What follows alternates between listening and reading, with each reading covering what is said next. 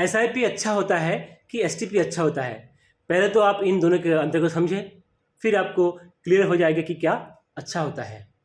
SIP मतलब systematic investment plan, जिसमें हम बैंक को ऑटो डेबिट करने का ऑर्डर देते हैं या ECS का ऑर्डर देते हैं, जिससे बैंक प्रति महीना एक फिक्स अमाउंट आपके म्यूचुअल फंड के अकाउंट में क्रेडिट करता है।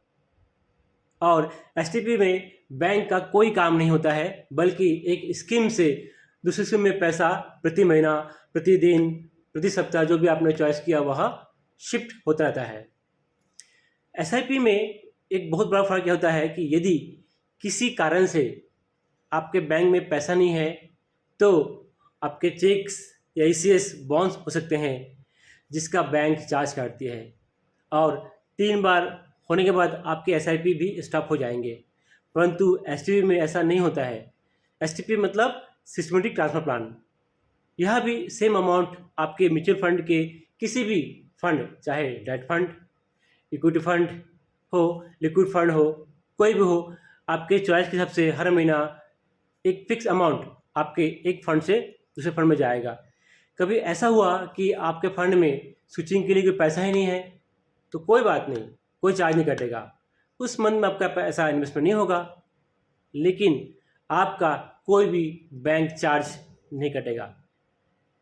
एक तरह इसे हम यह कह सकते हैं कि यह चेक बाउंस फ्री फंड है। आप उस फंड में हर महीना ऑटोमेटिक कुछ अमाउंट डाल सकते हो या जब चाहे उसमें अमाउंट डाल सकते हो। बस आपको ध्यान रखना है कि आपका वो वाला फंड जिसमें पैसा जमा है वो कभी ख़त्म ना हो। कोशिश करें एक SIP का अमाउंट उसमें हमेशा जमा रहे, है ना। इससे आप ही को फ़ायदा होगा, हमेशा पैसा जाते रहेगा। अगर हम SIP और STP का कंपेयर करें सेम स्थिति में, सेम फंड में और सेम अमाउंट को लेकर, तो आपके STP का ग्रोथ नॉर्मल SIP के ग्रोथ से ज़्यादा ही आएगा, क्योंकि आप जो भी फंड STP में आपने इकट्ठा कर रखा है STP के लिए, उस फंड में भी कुछ तो ग्रोथ आएगा, ठीक है। यही ग्रोथ जो है आपके सिंपल SIP से अधिक होगा, इसलिए STP का ऑप्शन अपनाएंगे तो ज़्यादा फायदे में रहेंगे। धन्यवाद।